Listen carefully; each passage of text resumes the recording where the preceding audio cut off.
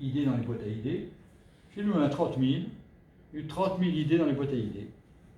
Et comme nos ouvriers, nos agents, ils ont beaucoup plus d'idées que les vôtres, eh bien, on progresse. On fait de l'amélioration continue. On progresse en permanence. En retour en France, le patron de l'époque de Renault a dit « Je veux des boîtes à idées partout ». Il a mis en place un système d'innovation participative. Un bon système. Et là, bon, j'ai eu l'occasion de travailler à l'époque un petit peu avec Jean Renault sur comment faire en sorte que le système fonctionne, que les gens mettent des idées dans les boîtes, et que ces idées soient traitées, qu'il y ait les retours, qu'il y ait les traitements, bref, que tout ça fonctionne. Et quelques années après, chez Renault, il y avait finalement un ratio de 1,5 idées par an et par salarié.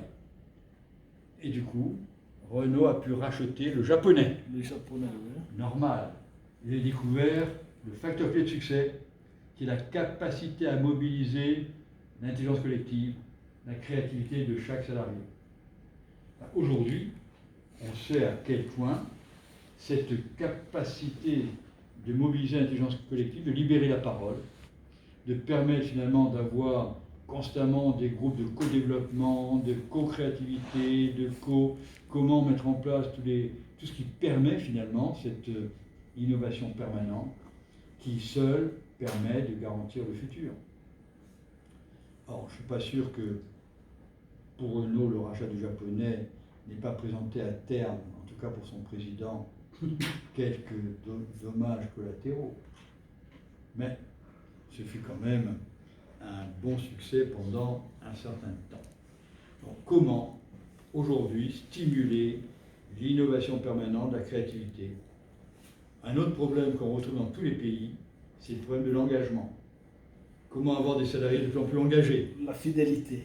Alors il y a aussi la fidélité, qui n'est pas simplement la rétention. Oui. Ce qu'on veut, c'est à la fois retenir des personnes qui sont engagées. S'engager. La notion, le concept de fidélité organisationnelle, c'est à la fois ne pas partir, mais rester engagé. Voilà. Vous avez des boîtes où c'est même inquiétant, je ne dirais pas le nom, mais un grand groupe de l'énergie en France avait un taux de démission de 0,2%. 100 000 personnes, 200 démissions par an.